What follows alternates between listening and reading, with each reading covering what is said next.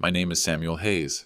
I'm 57 and I own a small bookstore called Chapter and Verse. 3 days after my daughter's wedding, a wedding I paid $156,000 for, I got this text.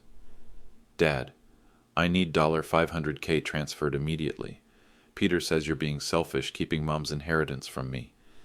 If you don't send the money in 48 hours, I'm cutting contact forever. Olivia, my daughter for 25 years, but there's something she doesn't know about herself, something my late wife Margaret kept hidden, a truth that changes everything. In my safe, I keep Margaret's final letter, her handwriting shaky from the cancer. Sam, if Olivia ever cares more about money than family, tell her the truth. Today, I'm opening that box. Chapter and Verse sits on Main Street, between Murphy's Diner and the old hardware store. I've run it for 20 years. It's not much, barely breaks even most months, but it's mine. Margaret used to say books chose their readers, not the other way around. She'd sit in the back corner, reading to kids on Saturday mornings. Voice soft as rain. Kids would line up just to hear her tell stories. We were married 25 years. Never had children of our own. The doctor said it wasn't meant to be. Then Margaret's sister died in that car accident, left behind a 3-year-old girl named Olivia. She needs us, Margaret whispered the night we decided. She needs a family. So we became one. I taught Olivia to ride bikes. Margaret taught her to love books. We watched her grow from a scared little girl into someone confident, beautiful, smart enough to get into state university on academic merit. I was proud. Those were good years. Olivia called me Daddy until she was 12. Then Dad. Always hugged me goodbye before school. Always asked about my day when she came home. But people change. College changed her. She met different kids, kids with money. Started talking about opportunities and maximizing potential. Started looking at our little bookstore like it embarrassed her. Then she met Peter Collins, investment banker, 29 years old. Drives a BMW and wears suits that cost more than I make in a month. Talks about portfolio optimization and wealth management strategies. The first time he visited, he looked around my store and said, "Interesting space, prime real estate. You could probably get good money if you sold." I didn't like him then. I don't like him now. But Olivia loved him. Said he was ambitious. Said he understood her goals. When they announced their engagement, I offered to help with the wedding. Small ceremony, I thought. Maybe $15,000, something intimate. Dad, that's embarrassing, Olivia said. Peter's colleagues will be there. His family has standards, so I paid for the standards. $156,000. Every penny I had saved, plus a loan against the bookstore. 12 tables, 200 guests, flowers that cost more than my monthly rent. A dress that could have funded college tuition. I didn't mind. She was my daughter. It was her day. But at the reception, while I was paying the final bill, I overheard her talking to Peter's mother. "Don't worry," Olivia said. "Dad's got plenty more where that came from. Mom left him a fortune when she died. He's just being weird about it." That's when I knew something had broken. Margaret died 18 months ago. Pancreatic cancer. Went fast, which was a mercy. Before she passed, she made me promise to take care of Olivia. "That girl is our whole world," she said. "Whatever happens, protect her." I kept that promise, even when the medical bills ate through our savings, even when I had to take a second mortgage on the house. I never told Olivia about the financial pressure. Didn't want her to worry while she was planning her future. Maybe that was my mistake. Because 3 days after the wedding, sitting in my empty bookstore, counting the bills I couldn't pay, I got that text message. $500,000. Immediate transfer. 48 hours. Like I was her personal ATM. Like 25 years of love meant nothing. The call came at 9 p.m. "Dad, did you get my message?" "I got it." "Good. So when can you transfer the money?" I set down my coffee. "Olivia, we need to talk about this." "There's nothing to talk about. Mom left you that inheritance, and I'm her daughter. I have rights." Rights. Like our relationship was a legal contract. "Honey, where is this coming from?" Peter explained everything. When someone dies, their spouse gets the money temporarily, but the children are the real beneficiaries.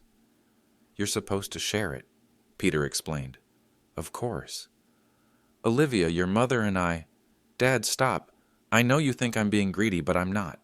Peter and I have plans. We need capital to invest. We can't wait around forever. Plans for what?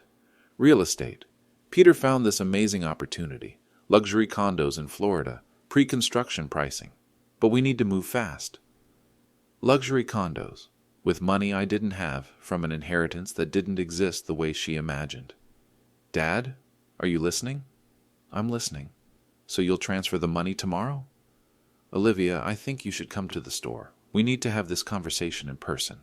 I can't. Peter and I are busy. Just send the money, okay? $500,000 to start. We can discuss the rest later. The rest? How much did she think there was? If you don't send it, I'll have to assume you're choosing money over your daughter. The words hit like ice water. Choosing money? Peter says that's what happens with older people. They get attached to wealth. Start hoarding it instead of helping family, Peter says. Everything came back to Peter. Olivia, I want to see you, both of you, tomorrow. Fine. But bring the bank transfer papers. This is ridiculous, Dad. I shouldn't have to beg for what's rightfully mine. She hung up. I sat in my kitchen, staring at the phone. 25 years. Diapers and bedtime stories. Soccer games and graduation. Teaching her to drive. Walking her down the aisle 3 days ago. And now this. The next evening, they came to the store after closing. Olivia walked in like she owned the place. Peter followed, carrying a briefcase. Dad. She didn't hug me, didn't smile. Olivia, Peter. Peter nodded. Mr. Hayes, thanks for agreeing to meet. This is my store, my daughter. I don't need to agree to anything. Olivia's face hardened. Dad, don't be difficult. I'm not being difficult. I'm trying to understand why my daughter is demanding money 3 days after her wedding. Because I deserve it, she said. Because Mom would want me to have it. Would she? Of course she would. She loved me. She did love you, more than anything. Then why are you keeping her money from me? I looked at my daughter. 28 years old, beautiful, educated, standing in my bookstore like a stranger. Olivia, what happened to you? What do you mean? You used to care about other things. Books, stories, family. I still care about family. That's why I'm here. No, you're here for money. Peter stepped forward. Mr. Hayes, with respect, Olivia has every right to her inheritance. Her inheritance? Yes, from her mother. I looked at Peter, then at Olivia. And if I don't give it to you? Olivia's voice turned cold. Then I guess we're done. Done? Peter and I don't need this drama. We can build our life without you. The words hung in the air. Is that what you want? I asked. I want what's mine, what Mom left for me. And if I told you there was no inheritance? Not the way you think? Peter laughed. Come on, Mr. Hayes. We know about the life insurance, the savings accounts. Don't insult our intelligence. How did he know about those things? Olivia, I said quietly. Have you been going through my papers? She looked away. Peter just wants to help us plan our future. By investigating my finances? By being responsible. Something you apparently can't understand. 25 years. And this was what it came to. I need time to think. Time to think? Olivia's voice rose. Dad, this is simple. Transfer the money tonight. I said I need time. How much time? A few days. Peter shook his head. Sir, this isn't complicated. You have money that belongs to your daughter. Give it to her. I stood up slowly. Mr. Collins, this is a conversation between family members. I'd appreciate it if you stayed out of it. I am family now. Are you?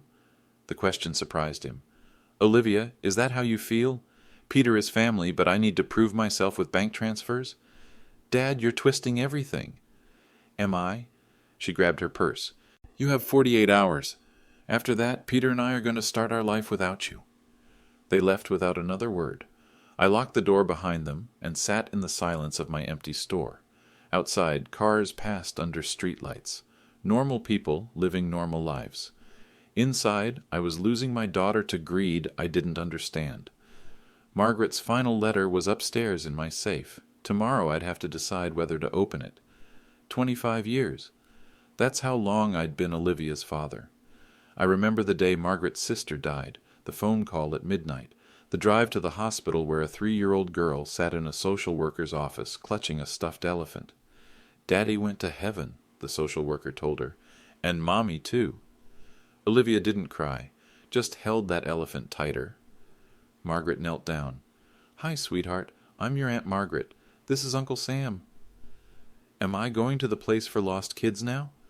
Margaret's eyes filled with tears. "No, honey. You're coming home with us." That was the beginning. The first year was hard. Olivia had nightmares. Would wake up screaming for her real parents. Margaret would sit with her until dawn, reading stories, singing lullabies.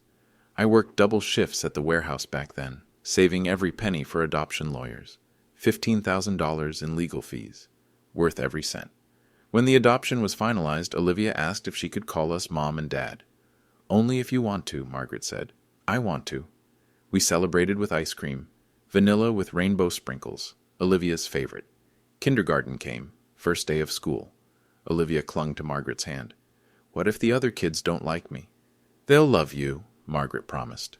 "Just like we do." She was right. Olivia made friends easily. Smart, funny, kind. Teachers loved her.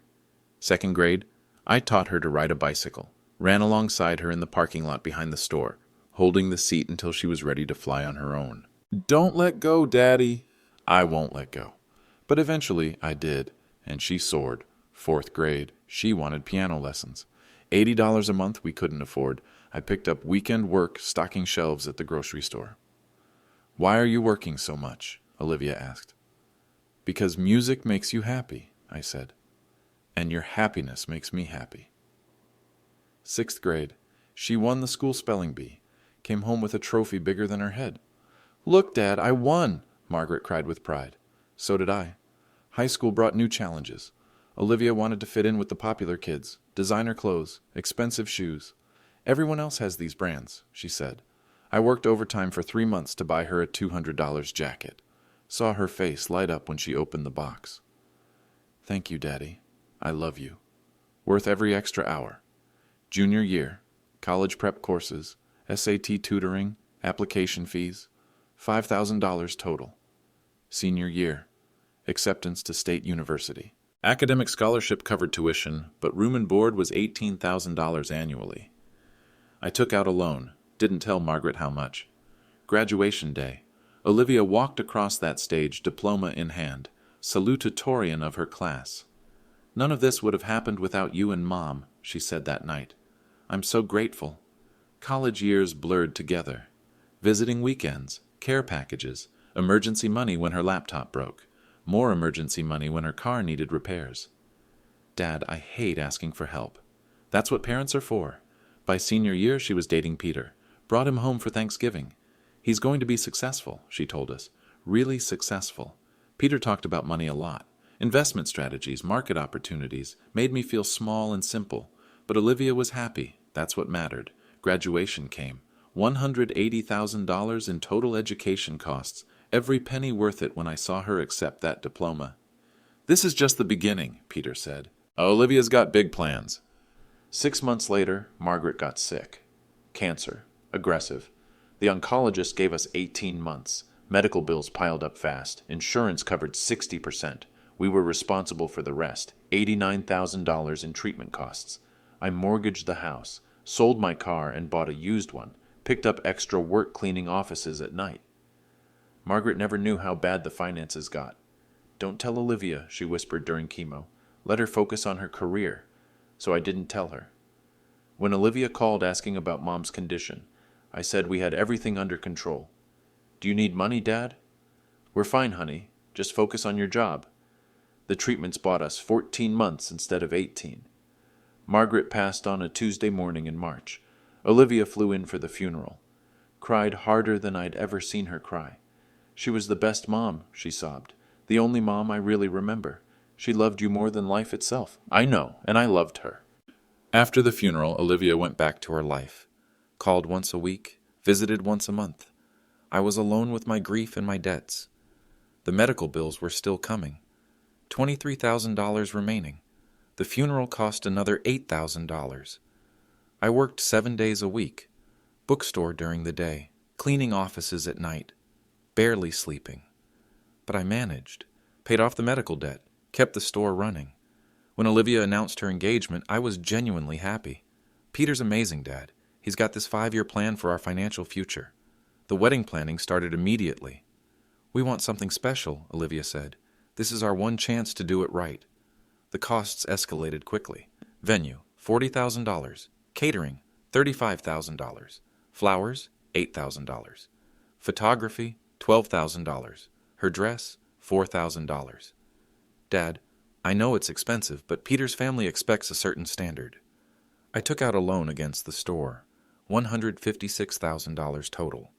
3 days later, she demanded $500,000 more. 25 years of love. Reduced to a balance sheet.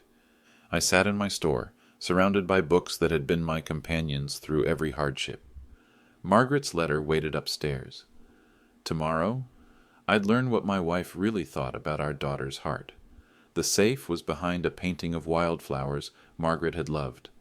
I'd installed it after she died, somewhere to keep important papers, birth certificates, insurance policies, the deed to the house, and Margaret's final letter. I'd found it 3 days after her funeral, tucked inside her jewelry box with a note, "For Sam, open only if you must." Now I understood what "if you must" meant. The envelope was sealed with wax, Margaret's doing. She always said important things deserved ceremony. My hands shook as I broke the seal. "My dearest Sam," it began, "if you're reading this, our daughter has forgotten what love looks like." The words hit me like a physical blow. Margaret's handwriting, still elegant despite the cancer that ravaged her body. "I know you think I never saw Olivia's growing selfishness, but mothers see everything. We just hope our children will grow out of their worst impulses." I sat down hard on the office chair. She asked me about money twice while I was dying. Not about my pain, not about my fears, about money, what I was leaving her, how much life insurance we had. I remembered those conversations. Brief phone calls when Olivia thought I was downstairs. I pretended to sleep through them, but I heard every word. Margaret had known, even then. "Sam, there's something else you need to know.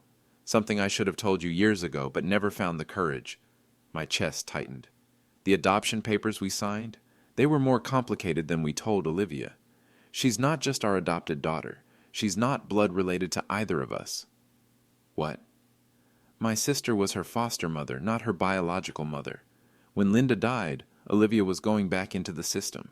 We lied on the adoption forms. Said she was our niece. It was the only way to keep her out of foster care." The room spun around me. 25 years. And I was just learning this now? "We gave her our name, our love, our lives. Blood never mattered to us, but it might matter to her." I had to stop reading, walk around the office, process what this meant. Olivia wasn't Margaret's sister's child.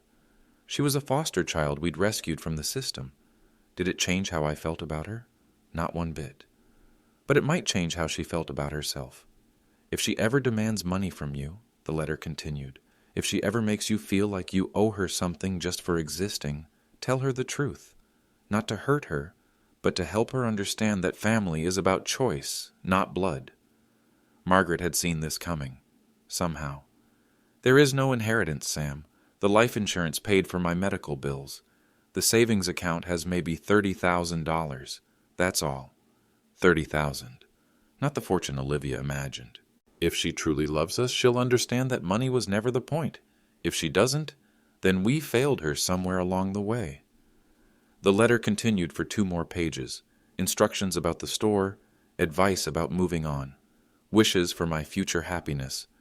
But the core message was clear. Test Olivia's heart. Find out what really matters to her.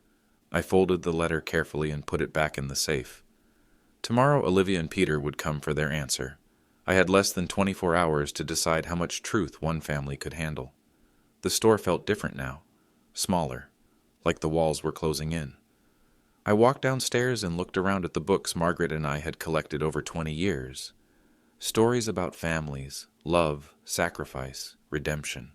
How many of those stories ended with someone having to choose between money and love? How many ended well? I made myself a cup of coffee and sat in Margaret's old reading chair. Outside, the town was sleeping. Normal families in normal houses, dealing with normal problems. Inside, I was preparing to blow up the only family I'd ever known. But Margaret was right. If Olivia truly loved me, she'd understand. If she didn't, well, at least I'd know where I stood. I spent the night reading Margaret's letter over and over, memorizing every word. By morning, I knew what I had to do. The question was whether I had the strength to do it. They arrived at 6 p.m. sharp. Olivia wore a new outfit I didn't recognize. Expensive looking. Peter carried the same briefcase as yesterday. "Dad," Olivia's greeting was businesslike, cold. "Hello, honey." "So," Peter said, "do you have the transfer papers?" I gestured to 2 chairs across from my desk. "Please, sit down." "Dad, this doesn't need to be complicated," Olivia said, but she sat anyway. I reached into my desk drawer and pulled out Margaret's letter.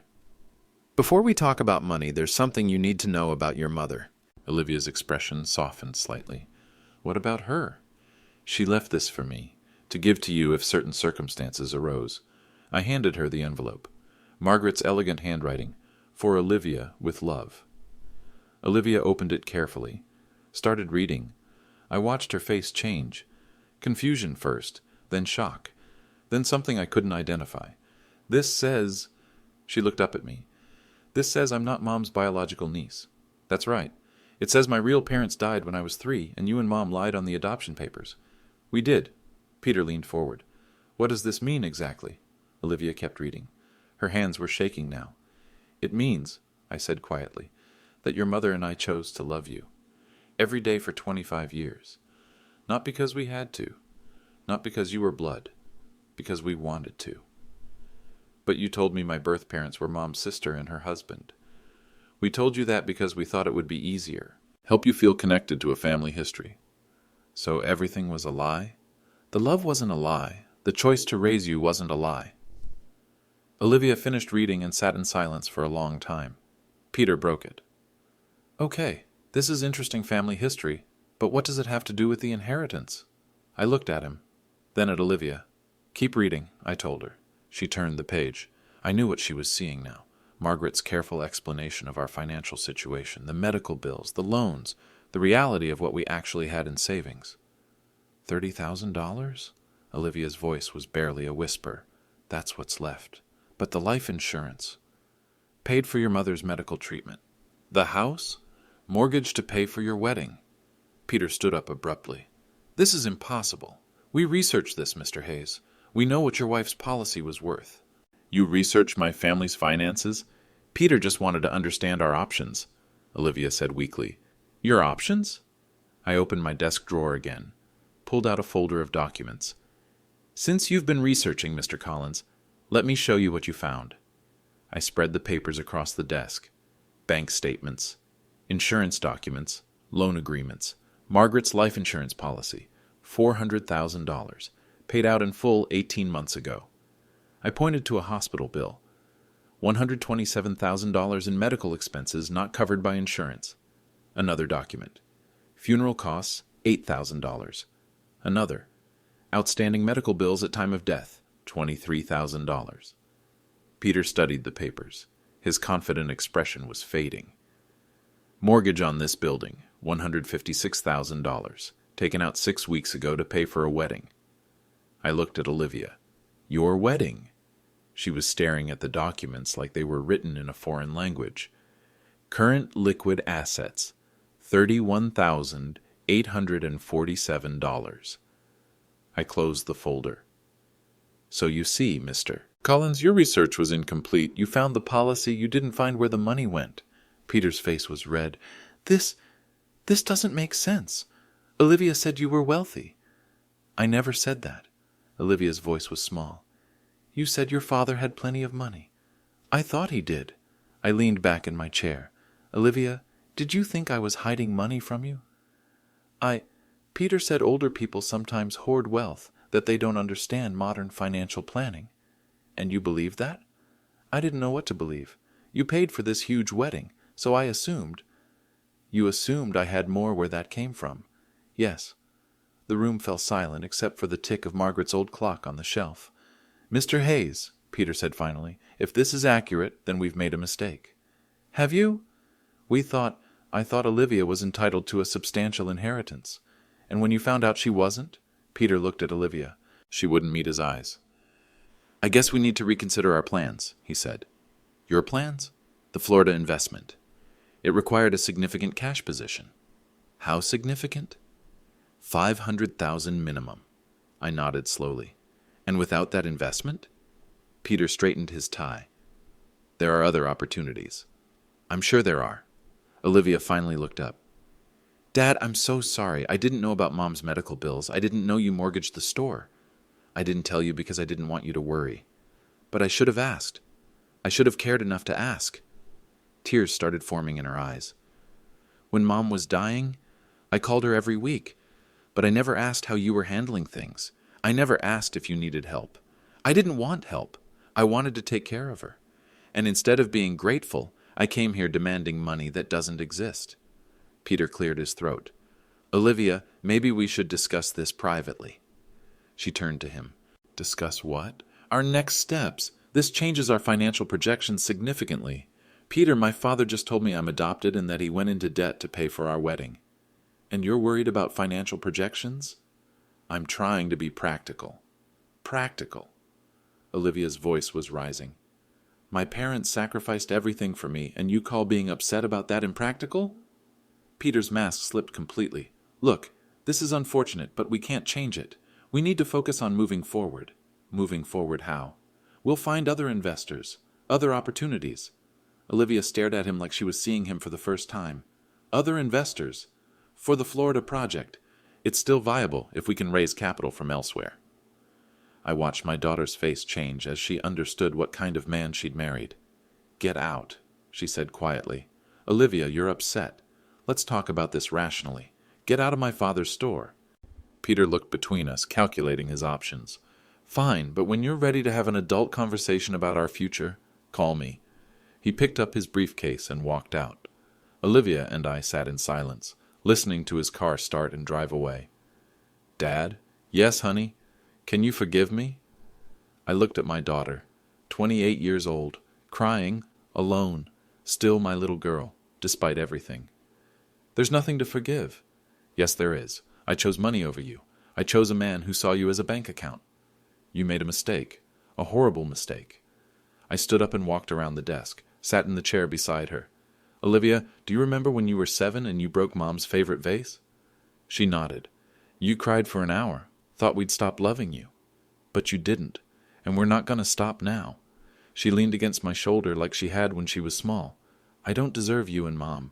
Yes, you do. You always have. We sat together as the sun set outside my store. Family. Not because of blood, because of choice. The next morning, Olivia came back alone. She'd been crying.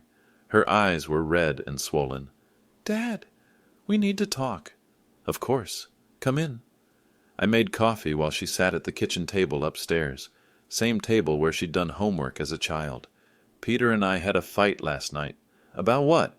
About you, about us, about everything. She wrapped her hands around the coffee mug like she was trying to warm herself. He said I was being emotional, that family sentiment was clouding my judgment. What did you tell him?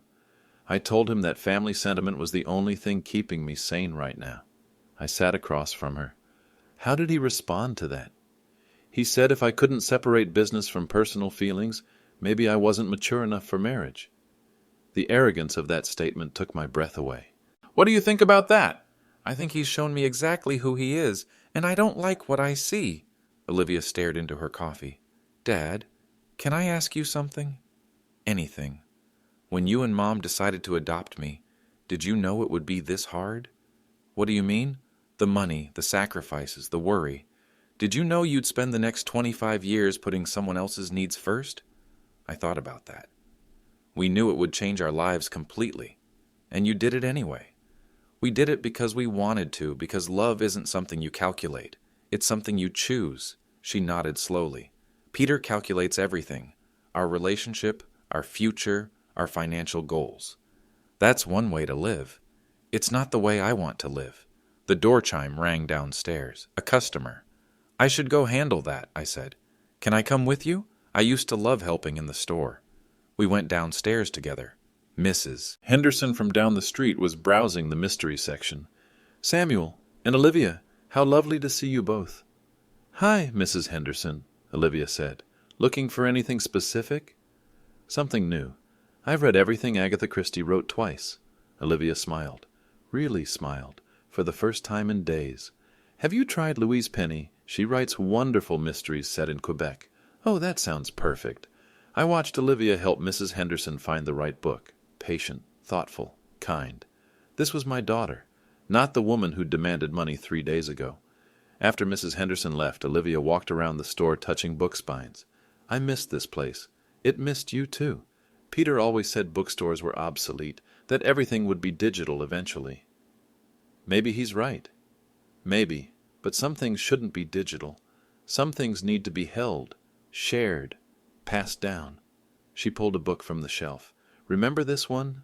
Charlotte's Web. The first chapter book I'd read to her. You cried when Charlotte died. I still cry when Charlotte dies.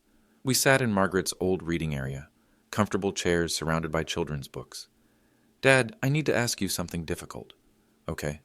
Do you think Mom would be disappointed in who I became? I considered my words carefully. I think she'd be sad about some of the choices you made recently, but not disappointed in me as a person. Never. She loved you unconditionally, but she also believed in holding people accountable for their actions. Like demanding money from my father. Like that. Olivia was quiet for a long time. I've been thinking about the letter she wrote, about family being a choice. What about it? For 25 years, you and Mom chose me every day, even when I was difficult, even when I was expensive, even when I was ungrateful. Especially then. But I stopped choosing you back. Somewhere along the way, I started taking you for granted. People make mistakes, Olivia. This wasn't just a mistake. This was me forgetting who I am, where I came from, what really matters. The afternoon light filtered through the store windows, casting shadows between the book stacks. Peter called this morning, she said quietly. What did he want? To discuss our options. He's found another investment opportunity, smaller scale, more realistic given our limited resources. How do you feel about that? Like he sees our marriage as a business partnership, like I'm a resource to be optimized. Maybe you are, to him, but that's not what I want to be. She stood up and walked to the window. Dad, I need to tell you something else. What's that? The day Mom died, she asked me to take care of you. My chest tightened. She did? She said you'd spent your whole life taking care of other people, that it was time for someone to take care of you. You were grieving. You had your own life to build. That's what I told myself. But really, I was just selfish. She turned back to me. I'm going to fix this. Fix what? My marriage, my priorities, my relationship with you. Olivia, you don't have to... Yes, I do. Family isn't about blood, but it's not about taking either. It's about giving back. The conviction in her voice reminded me of Margaret. What are you going to do? Whatever it takes to earn your forgiveness, and Mom's. I stood up and walked to her. Honey, family isn't about earning anything. It's about choosing to love each other, even when it's hard.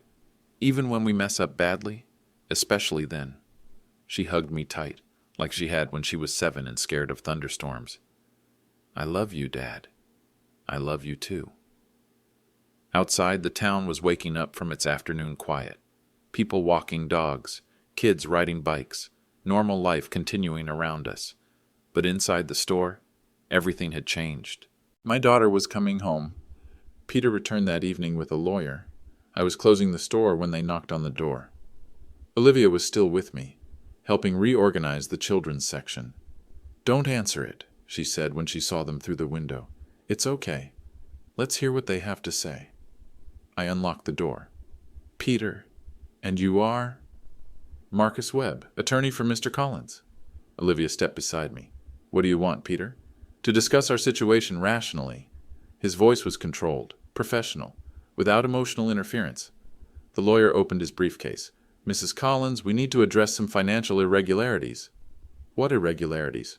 Joint assets obtained under false pretenses. I felt Olivia tense beside me. What are you talking about? Peter's mask dropped completely now. You told me your family had substantial wealth. I made financial commitments based on that information. What kind of commitments? Down payments, investment partnerships, business arrangements. The lawyer placed papers on my counter. Mrs. Collins signed these documents as guarantor, listing family assets as collateral. Olivia went pale. I never signed anything like that. The signature is yours. Peter's voice was cold now. Your husband's business ventures require certain assurances. I looked at the documents, loan applications, investment agreements, all listing Hayes family estate as backing. How much? I asked. $200,000 in immediate obligations, the lawyer said, with penalty clauses if commitments aren't met. Olivia sat down hard in the nearest chair. You used my signature without telling me what I was signing? I told you we were securing our financial future. You told me we were signing apartment lease papers. Peter adjusted his tie.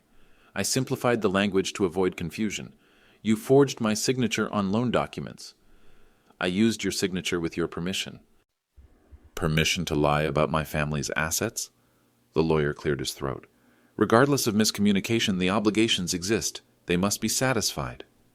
I looked at Peter, really looked at him. You planned this from the beginning. I planned to build a life with your daughter. You planned to steal from her family.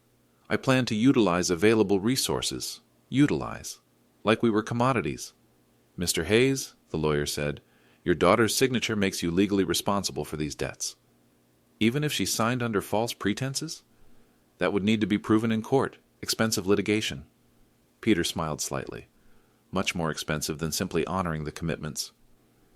I walked around the counter and stood directly in front of him. Get out of my store. Mr. Hayes, I don't think you understand the legal ramifications. I understand perfectly. You're a con artist who targeted my daughter for her imaginary inheritance. That's defamation. Prove it. Olivia stood up slowly. Peter, I want a divorce. You can't divorce me, Olivia. We're financially entangled now. Watch me. If you divorce me, I'll sue your father for the full amount, plus damages. The threat hung in the air. How much damages? I asked. Enough to force sale of this building and your house. I nodded calmly.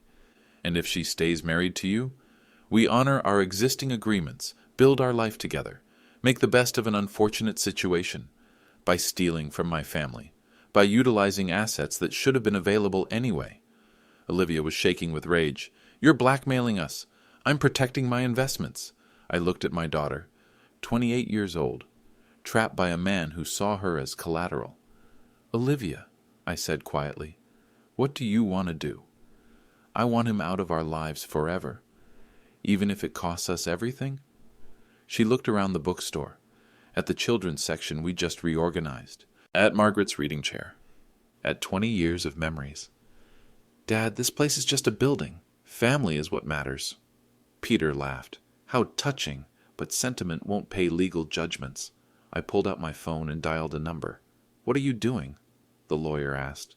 Calling the police. For what? Fraud, forgery, extortion? Peter's confidence cracked. You can't prove any of that. Actually, I can. I reached under my counter and pulled out a small recording device. Everything you just said is documented. That's illegal recording. This is my store. I have security cameras and audio recording for insurance purposes, sign clearly posted. I pointed to a small notice by the door. The lawyer looked at Peter. We should leave. Not yet. Peter's voice turned vicious. Mr. Hayes, you're making a mistake. I know people, business people. I can make things very difficult for you. Are you threatening me? I'm explaining reality. I walked to the door and opened it. Reality is this. You have 60 seconds to leave before I call the police. This isn't over. Yes, it is. Olivia stepped forward. Peter, you're right about one thing. I did make a mistake. I married a man who sees people as profit opportunities. You'll regret this, Olivia. The only thing I regret is not seeing who you really were sooner. Peter and his lawyer left without another word. I locked the door behind them and turned off the lights. Dad, what do we do now? Now we figure out how much trouble we're really in. And if it's as bad as he says, then we deal with it. Together. She hugged me in the darkness of the store. I'm so sorry I brought this into our lives. You couldn't have known. I should have known. Mom would have seen through him immediately. Maybe. But you saw through him eventually. That's what matters.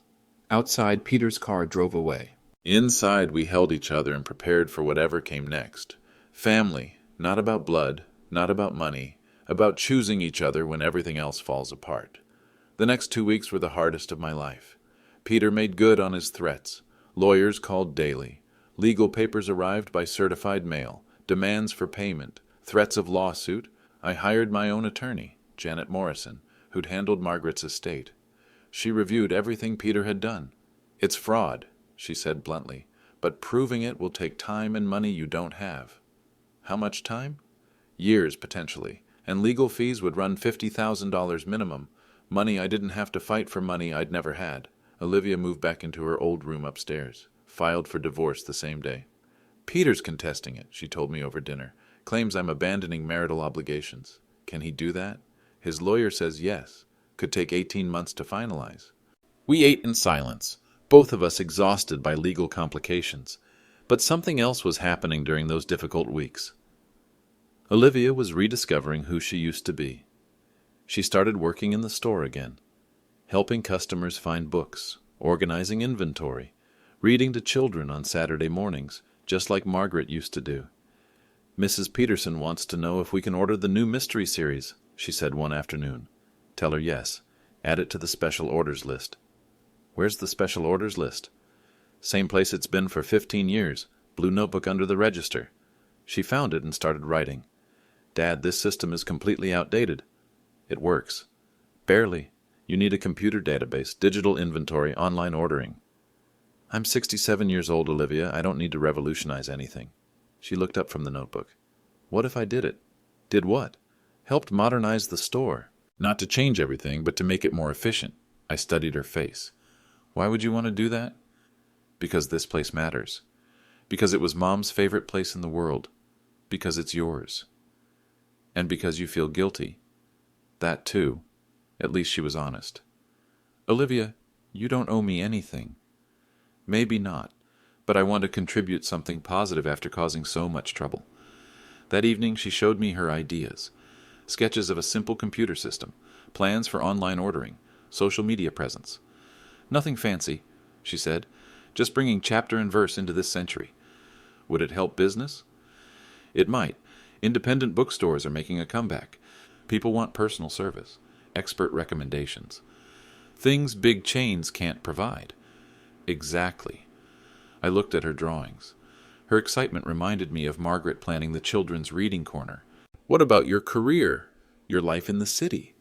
"My career was working for a marketing company that sold nothing meaningful. My life was married to a man who saw me as a business opportunity. This wouldn't exactly be lucrative. Dad, for 25 years you taught me that the most important things aren't about money. And then you forgot. And then I forgot. But I remember now." We worked together over the next few days, setting up a basic computer system, creating an online catalog, teaching me to use email for customer orders. "Dad, you're better at this than you think. I'm terrified I'll break something." "You won't, and if you do, we'll fix it." The legal situation remained complicated. Peter's lawyer kept filing motions, demanding depositions, creating expensive delays. But Janet Morrison had news. "I found irregularities in Peter's other business dealings," she said. 3 separate fraud investigations in different states. "What does that mean for us?" "It means his credibility is questionable, and it means other people want to talk to him about unrelated crimes." 2 days later, Peter's lawyer called. "My client is willing to settle," he said. "Settle how?" "Divorce granted immediately, all financial claims dropped, in exchange for no criminal charges filed."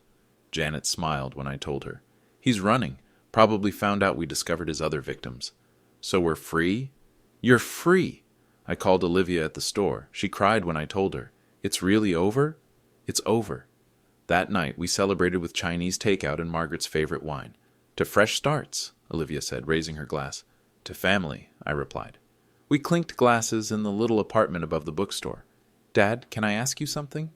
"Of course." "Are you disappointed that I'm not really your blood?" I set down my wine and looked at her.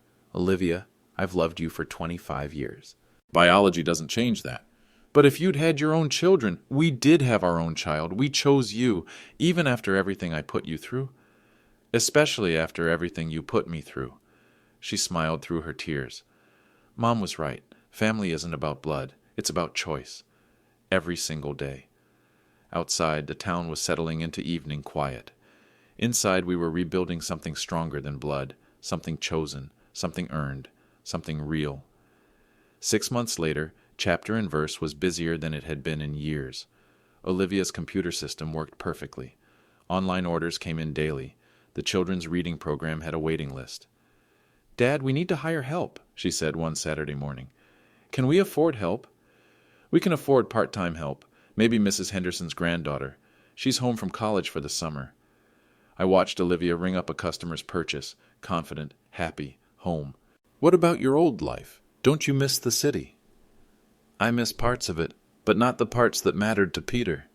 She handed the customer their bag with a genuine smile. "This feels right. Like what Mom would want." Margaret's presence was everywhere in the store. Her reading chair, her favorite books, her belief that stories connect people. "Dad, I found something yesterday." Olivia pulled out a small notebook from under the register. "Mom's journal from when she was sick. She wrote about the store, about you, about me."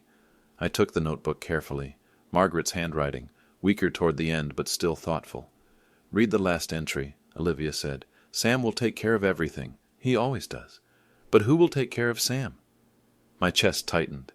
"She worried about you being alone." I wasn't alone. I had you. But I left. I chose someone else over family. And then you chose family again. Olivia touched the notebook gently. She wrote something else.